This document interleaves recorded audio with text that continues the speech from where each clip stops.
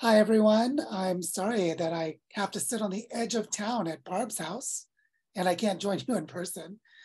We realized yesterday that my little bit of a cold turned out to be COVID, and I got really sick yesterday and spent about 14 hours sleeping last night and seem to be doing better this morning. So we'll see how my energy holds up. So I apologize I can't be there with you in person, even though I'm waving at you from the edge of town, just a short distance away. And also this morning, as I was putting slides together for this part of the discussion, my daughter called me and I hadn't talked to her in a while. And being a good dad, I spent some time talking with her, which means I have fewer slides prepared than I thought that I would have, because Marissa and I made up this part of the agenda a little over an hour ago for us to try to adapt and modify how we were going to do the day. And what that means is that I'm going to use fewer slides than I would normally use. I would love to show you more pictures and be able to structure visually what we'll be talking about. And so I'll have less of that than I would have liked. But this is how we adapt to emergent crises. And what I want to talk to you about today is a little bit about how in Barichara, Colombia, where we live, we have been building up a pattern of territorial scale regeneration work. This has been ongoing for the last 3 years. And there are specific moments that turned out to be really important for us to create the conditions where collaboration could occur. And then with those moments, we began to weave and integrate what existed in the territory to be able to grow into something bigger and more powerful than any of our individual projects on their own. And one of the elements of what I'm going to share with you today that I think is really important is something that I've said a number of times, and I've heard others say too, which is that whatever we're going to do, we can only go at the speed of trust. If we don't take the time to build trust and get to know each other and find where our shared agendas and shared purposes are, then we just never get anywhere. And so we really need to take the time to do this. And what I'm going to walk you through today is a process that includes the creation of a foundation that is 2 years in. We've been developing it for 2 years, and it is still not yet legally constituted, because we felt that the community process that we're holding is more important than the legal existence of an organization. And so what I'll show you with slides will be something like a conceptual or a visual concept map of the last 3 years. And then I'll move back into a conversational mode and tell some of the stories of how this happened. So now I'd just love to go into presentation mode and show you a few slides. So the first thing I want to say is that we're going to be talking about how to form landscape partnerships. And there are a couple of things in this word, landscape partnership, this phrase, that I think is really important. One is we need to have a sense of what our landscape is. What is our territory? Who is already active in the territory that is aligned with its regeneration? And then what does it mean for us to form partnerships? What does it mean for the different actors, the different leaders, the different projects to work together? And this picture that you can see here is taken from one of many workshops that we've held in the last 2 years, where we would spend, sometimes we would spend 3 or 4 hours, sometimes we would spend 3 or 4 days gathering and mapping out different capacities for us to work together. And what I want you to see are 2 things in this picture. One is there's a child there. That child is named Alun. He's standing near his father, Felipe, who's behind him next to the wall. And I want to say that as we do this work, as much as possible, we try to have the children present with us. We feel like it's very important to have multiple generations represented in our work and to have all of the diverse voices of our community, which includes having children present for the work that is sometimes called the work of adults. And that we have gained tremendous insights simply by holding the space where we behave authentically. We behave from a place of legitimate responsibility because the children are present to us. So even if the children are not participating in the design workshops, simply having them present reminds us of the importance of what we're doing, and it has fundamentally changed the way that we go about our work. The other thing I want you to see in this image is the woman in the lower right with the colorful shawl over her shoulder. Her name is Emilce, and she is a person who has worked with a lot of indigenous cultures throughout the Northern Andes. And she's also someone who historically has been very cautious, skeptical, and concerned about outsiders. She is not someone who is quick to build trust. When we invited her into the work with us initially in 2021, she refused to come. She just didn't believe that outsiders bringing money into the territory to work with local groups could be doing this in an earnest and well-intentioned way. And so she chose not to participate. And it was only after an additional almost 2 years of work that she gradually saw enough of the intentions that we held that she started to participate and then later became a leader within this process. And so I just want to stress that, as I said at the beginning, we go at the speed of trust. And to have someone like Emilce, who is a world-class community leader, like an absolutely incredible human being, for her to come to trust us, where most of the people in this picture, everyone in this picture is Colombian, but also everyone in this picture is not from Barichara. They're from other places in Colombia, and they came to Barichara, fell in love with the territory, and started doing regenerative work of different kinds. So for someone like Emilce to trust the outsiders, I'm not talking about Joe, the white guy from the north, I'm talking about all of our community leaders who are from other parts of Colombia. That for her to build trust in us was for us to have enough integrity in our process that she came to us eventually. And that this took almost 2 years. But that already starts to give you a sense of how delicate and sensitive and also how important these landscape partnerships can be. That we felt it was essential for Emilce to be involved in the work. We invited her and she said no. And then we kept going in the work without her until she was ready to join us. And this was something really important, indicating the depth of integrity that we needed to hold throughout the entire process. The way all of this began was with me, Joe, the guy from the United States, who showed up in Barichara in 2019. So how is it that a landscape partnership of local actors was started by an outsider? Now, this might be different from your community, where you may start this work entirely with people who live in Paonia and in the larger valley and the watershed that you're a part of. But in our case, in Barichara, for me as the outsider, I was able to see things that the locals could not see. I was able to enter with neutrality without giving priority or preference to one project over another. And I was able to build trust from that place of neutrality. And the way that it all began was by planting the seeds of trust with a modest infusion of money. Now, you probably all have experience of money creating problems, of breakdowns in trust, of dynamics of power and competition related to the scarcity and the traumas of money. So we were very, very mindful that when money came into the territory of Barichara, that we had to actively decolonize the money. We had to actively heal the traumas related to money, and that the money was our tool. The money was our medicine. And the way that this worked was that I did crowdfunding. So I raised money using social media to buy a degraded piece of land.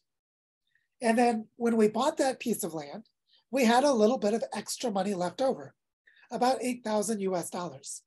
In Colombian pesos, it was 30 million pesos, which is actually a pretty sizable amount of money in Colombia.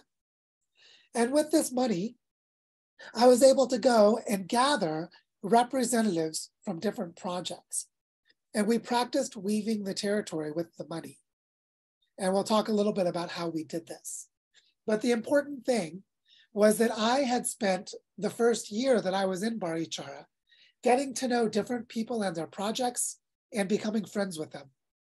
And I was very attuned to the people who had a track record of success where their projects actually worked. There were a lot of people who talked about doing regenerative work, but had no track record of success. The only people that I invited to decide how to spend this money were the people who had successful, established, established and functioning projects. And we were able to practice weaving the territory in the way that we decided to spend the money.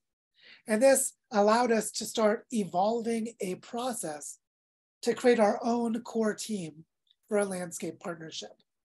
What I want to stress about this part of the story is that we did not create a job application and say, who wants to be in our landscape partnership?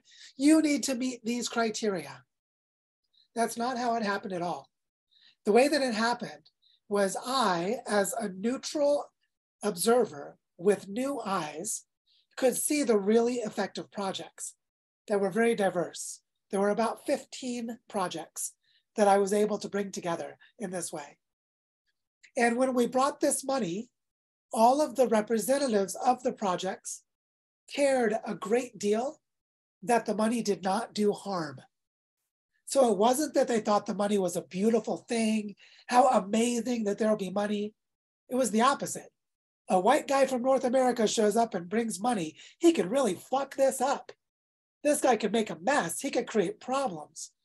We care so much about our community that we're going to be sure this money does not do harm. And after 500 years of colonialism and conquest and genocide in Colombia, outsiders bringing resources are treated with a healthy dose of skepticism.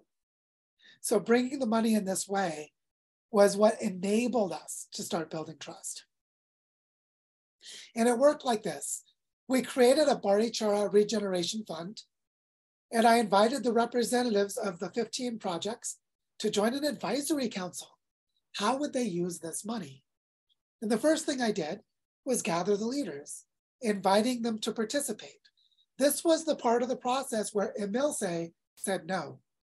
She came to the first 2 meetings, decided that we were not trustworthy, and she left. And other people stayed. So people representing almost all of the projects stayed, and they started exploring, how do we spend this money? And the very first thing they did was reveal their personal agendas to each other. Hi, my name is Margarita. I do work with trauma healing in this community. And what I care about is how we promote healing of our inner territories in our bodies as it relates to food. And I want to be sure that the money that is brought helps to serve that agenda. Each person representing their own project shared their personal agenda. They made it very visible that they were here to be sure this money supported their agenda, but in a way that was transparent and that was building trust between the members of the group. Then we were able to create criteria and priorities for how to spend the money.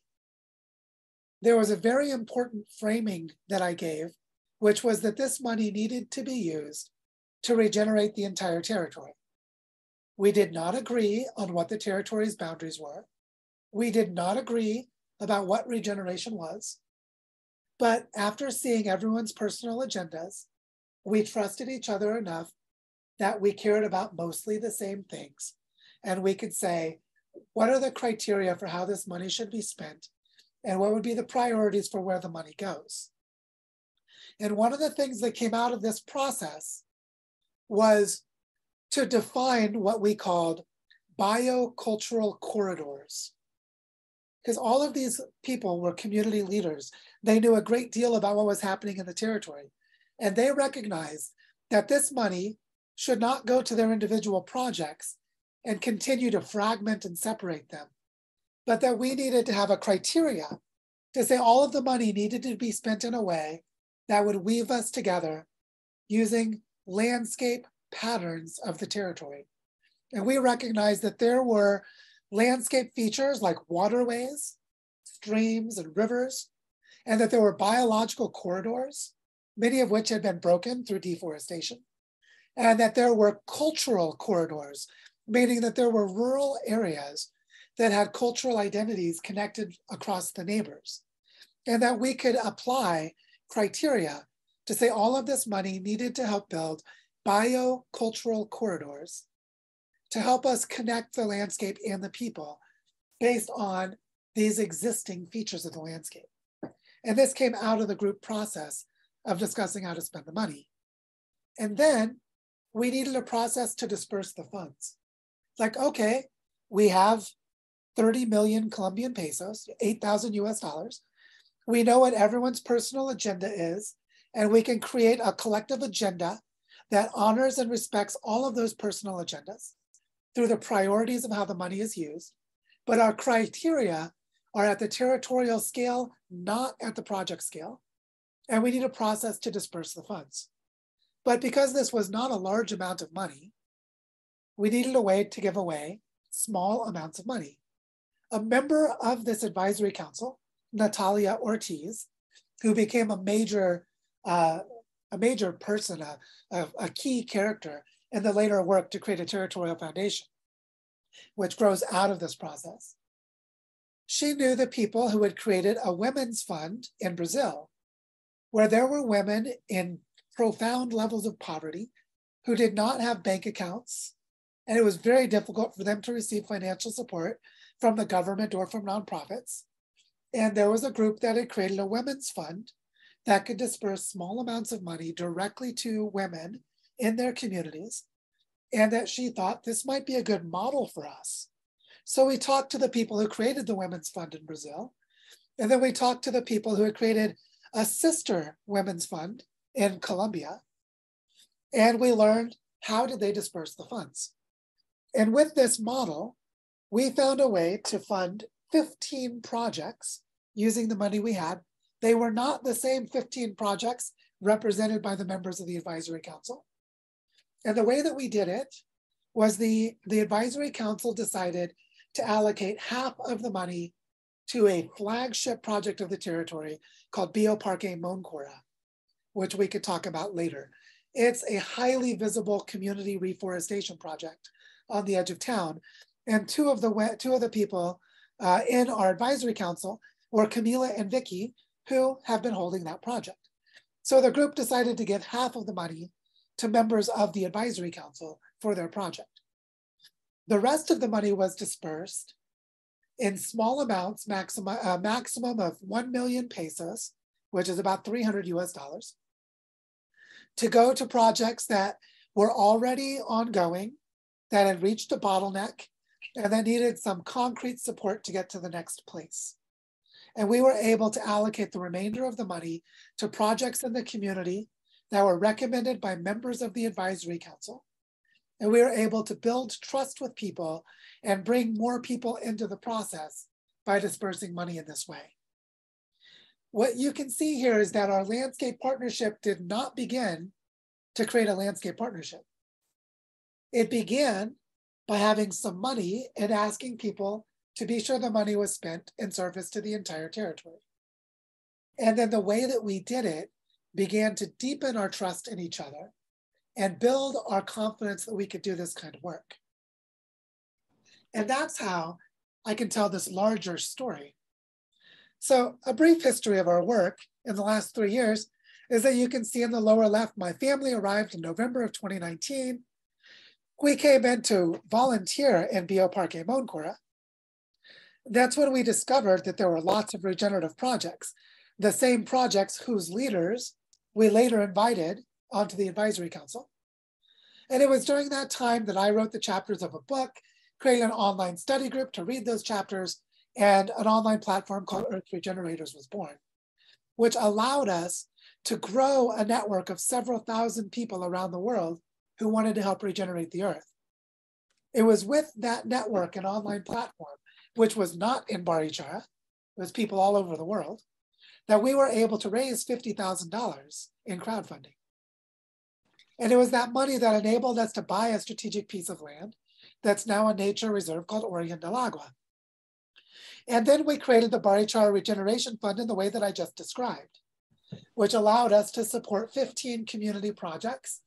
And it planted the seeds for a larger institutional pattern to create a territorial foundation, which is a process that's now been going for almost 2 years.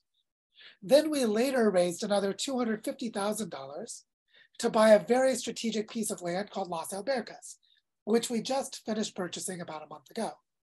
Took us 2 years to buy that land. And that is the land for our Barichara Ecoversity, a bioregional learning center, which is going to help us coordinate all of the educational activities of our bioregion. But also we raised money using crowdfunding because of the global platform and the social media networks to support 2 learning centers, a learning center for transforming local food systems and another one to spread syntropic agroforestry throughout the territory. The creative way that we raised money using social media got the attention of lots of people in the digital space of what's called Web3 and crypto. And we began forming alliances and partnerships with different kinds of organizations around the world to continue supporting our work. And what I want to stress is that members of our community, here you can see Gabriela on the left and Felipe there in the center, who are both facilitators and community leaders who volunteered their time to hold a series of workshops. We had other people in the community also hosting workshops as we explored the necessities and priorities of our territory, how to define the boundaries of the geography of our bioregion. And gradually, throughout a period of 2 years, we have come to a place where we now have a clear form of what a landscape partnership would look like. And so what you can see in this story is that we did not say, we need a landscape team, let's create one. What are the criteria for a landscape team?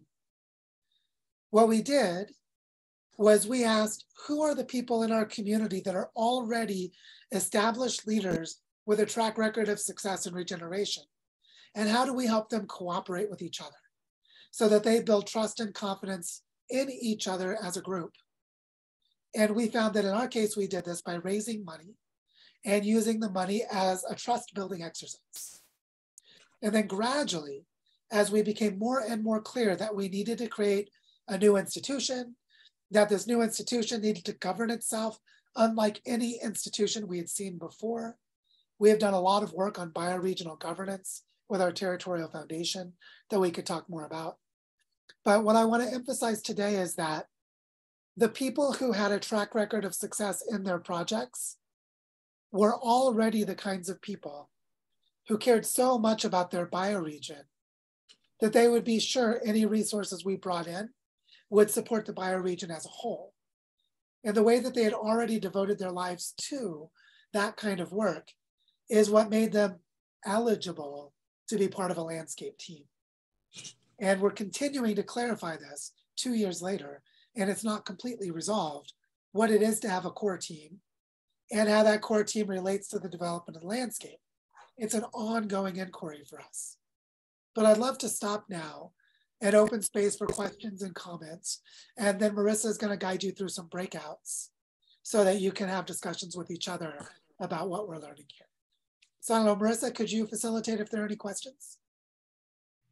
Yeah, I'm wondering if you're going to be able to hear folks asking questions from the audience, and we do have an echo. Is that your computer, Scott?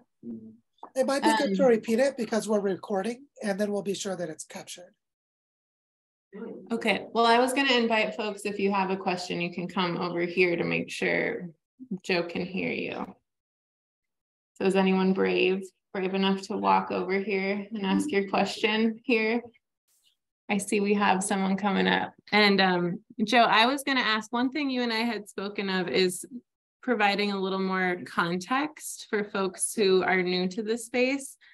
And I don't think we quite got into that, but for example, maybe you could speak a little bit more to the landscape, sorry, let me turn my video on so you can see us, to the landscape partnership and plan and why that's important in the common land model in general.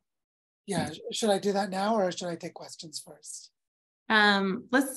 Let's take some questions since we have someone right here, and we'll see how much time there is to get into that. Sounds great. Introduce you. Yeah, my name is Jay Simon. I'm on the board of the Western Slope Conservation Center here in Paonia, and it represents our bioregion. And I'm just kind of curious of how you're hoping to replicate this model in this area and how that would look. Yeah, thanks for that question. It's actually very nicely related to what Marissa asked me to speak about, which is that for those of you who are not familiar, there's a wonderful Dutch foundation called Common Land that is currently working with 17 landscapes around the world. And their landscapes are at least 100,000 hectares in size. The largest that they have is in Spain, and it's more than 1 million hectares. And so they're working at large landscape scales. And they have been developing a set of language and concepts and models that can be replicated in other areas. So part of what we want to be able to do, collaborating between our work in Colombia and your work in Paonia, is to take these models and the shared language to help you to speed up your process and to get to similar places more rapidly. And so to answer specifically though, I think one of the key things that the Common Land Foundation has found is that there's a lot of funding in the world for projects and very, very little funding for process. And so the person who founded Common Land Foundation, Willem Verweerde, is a tropical ecologist who works in biodiversity conservation. And he observed over many years that there would be these wonderful conservation projects, but as soon as the funding ran out, then a mining company would come in and destroy a tropical rainforest. A biodiversity hotspot would be wiped out because there was no longer funding for the project. It was an amazing 5-year project, and then the landscape was destroyed. And this happened over and over all over the world. And he realized that we needed funding for process. We needed funding that could hold the continual ongoing regeneration of a landscape for extended periods of time. And so the Common Land Foundation grew out of insights like this. So if we say, what would we be doing in Barichara that you might learn from where you are? One thing would be to take the existing projects that you have, the regenerative farms, the permaculture centers, the conservation projects, et cetera, et cetera. And instead of looking at them as a collection of projects, to go to the landscape, to look at your watershed and say, how do these projects relate to each other within the watershed? So that the land is beginning to organize you. And then you would start to look at long-term restoration processes. So some projects may already exist, like bringing the beavers back to some of the tributaries up higher in the mountains, where the people doing that work are hoping to protect biological corridors or other things for a long amount of time. And other projects may be more like, we have a little education space to teach kids nature connection, and it's a 6-month program. And we don't clearly know how those things relate to each other. But as we start to see how working at this landscape scale connects the projects to each other, even if a project just pops up for 3 months and goes away, the process of learning continues. And it's just a different way of thinking. So what I hope that this can do to help your region is for all of you to start to share this landscape perspective. And then as you start to share the landscape perspective, you might say, well, in Barichara, they have a way of holding a territorial scale process. We won't do it the same way, but there are some key things we can learn from that we might want to do ourselves. And then later, you might do things differently that we can learn from where we are. And that it's in this way that we see offering models and frameworks and tools to help you move forward. And that over time, we can form long-term relationships.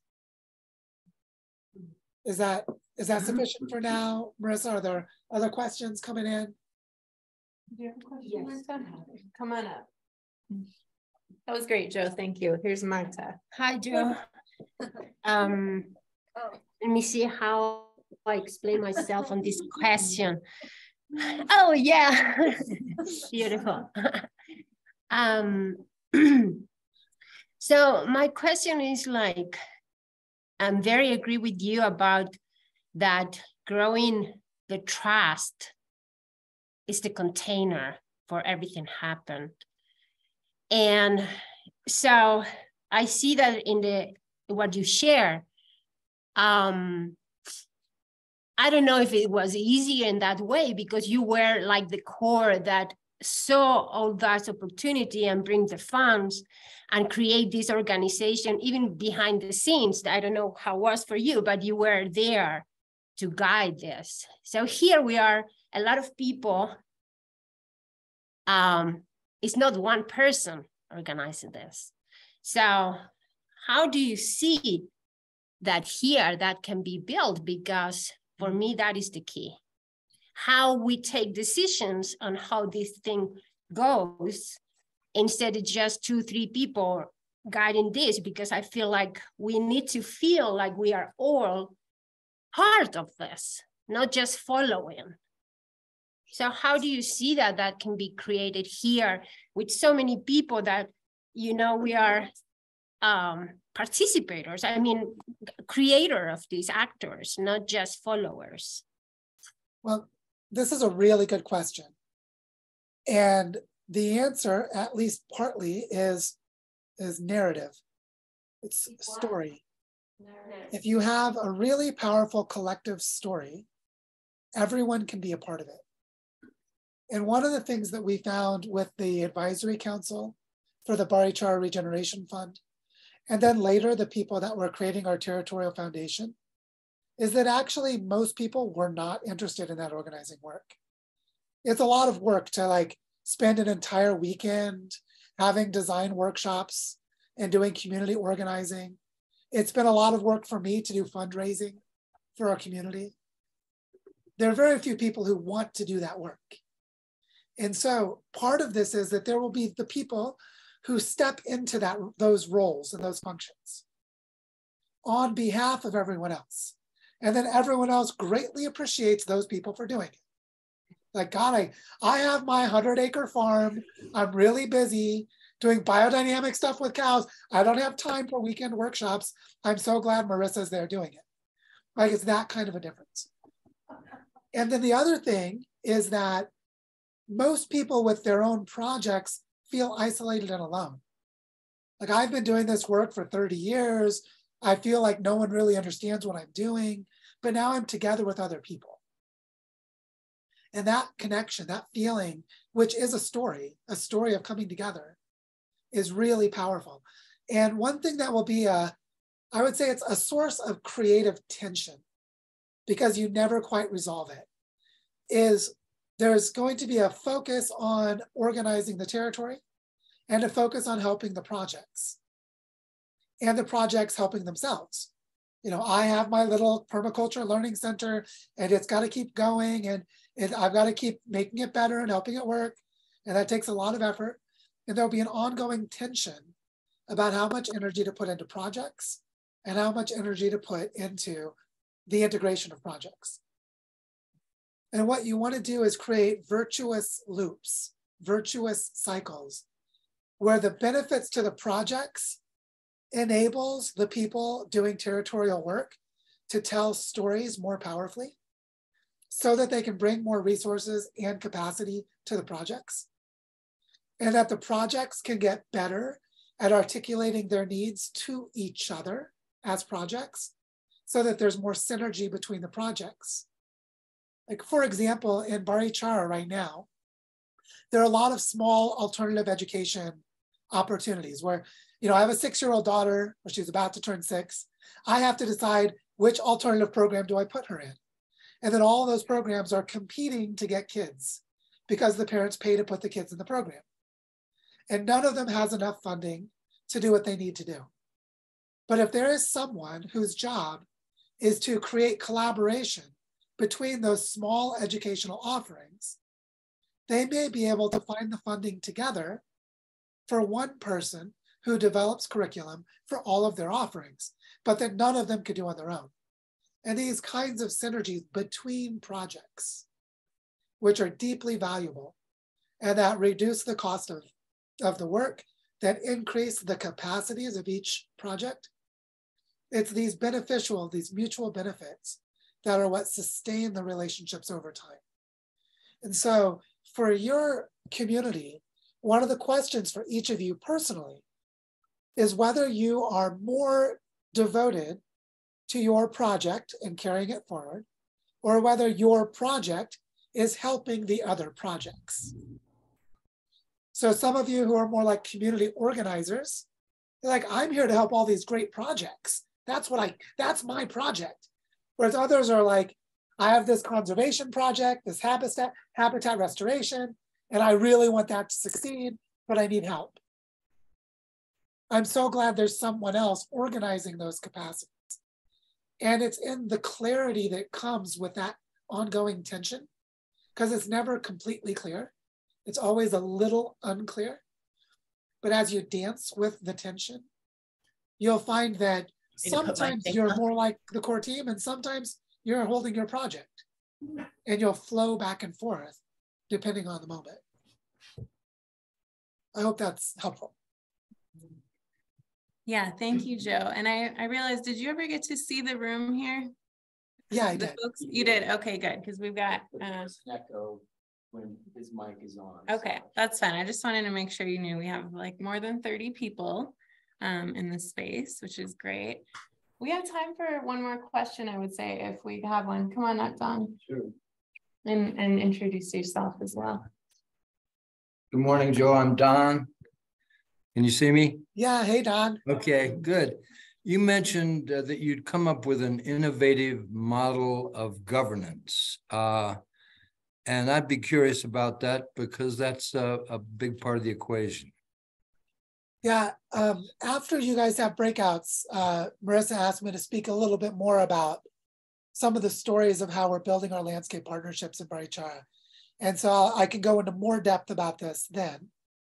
And now what I'll just say is that because we're in the Northern Andes, there are very different cosmovisions and worldviews of the indigenous people, very different than other parts of the world. And because members of our core team have studied those cosmovisions and have formed relationships with those indigenous cultures, at least some of them, we can draw direct inspiration from how the indigenous people govern themselves. And so part of the innovation in the way that we're governing is that, first of all, we have a really core focus in collective trauma. A lot of the work we do is healing the trauma in our own bodies and using what we learn about managing our traumas as the way we govern ourselves and our emotions, and then how we govern what we care about together. But then we attempt to do that being informed by the cosmovision or the worldview of indigenous people from the landscape that we're in. And it's the blending of our own personal trauma healing with the collective traumas of colonization and destruction of the environment and capitalism and globalization, all of the decolonizing work. It's in the blend of those things that we are finding there's a way to govern ourselves with our own bodies, with our knowledge of our bodies. So we do a lot of work with improv theater and what's called theater of the oppressed, which is a pedagogical approach developed by some teachers in Brazil that is fairly well known within Latin America, but is not well known outside of Latin America. And then this deep knowledge of indigenous traditions. And it's the combination of those together that are allowing us to create a new kind of governance that has elements of the old ancestral wisdom, together with things like, what do we know about restoring a watershed? And how do we use satellite data to see the Earth from space and understand our landscape differently? And then we're trying to create ways of governing that blend our emotional responses in our bodies, the history of collective trauma that led up to the degraded environment that we're in now, the restoration of cultural knowledge and wisdom traditions, and contemporary scientific knowledge.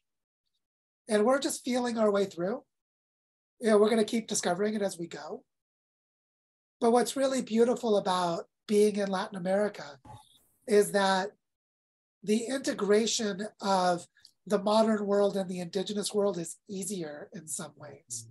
It's sort of ironic because the destruction was so much more severe, but it was also older.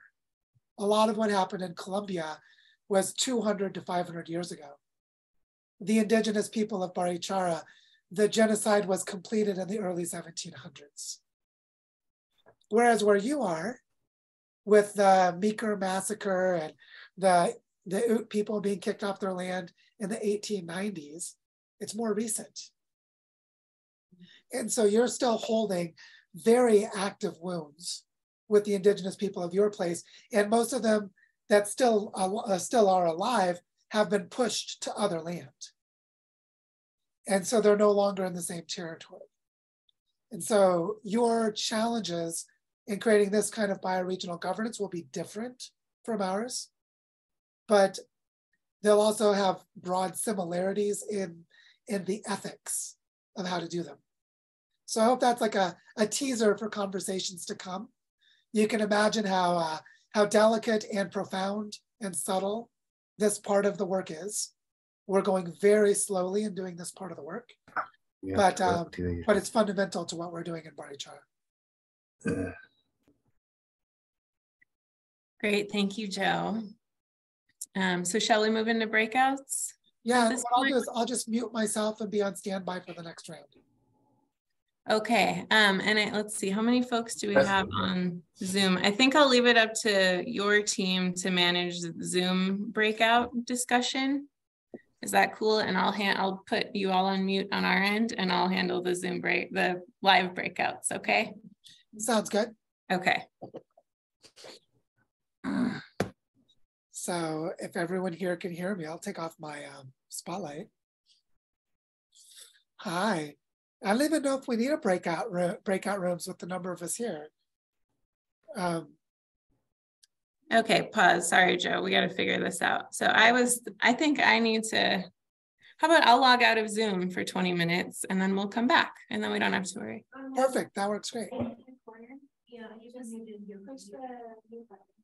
right. Can you guys tell I get tech anxiety?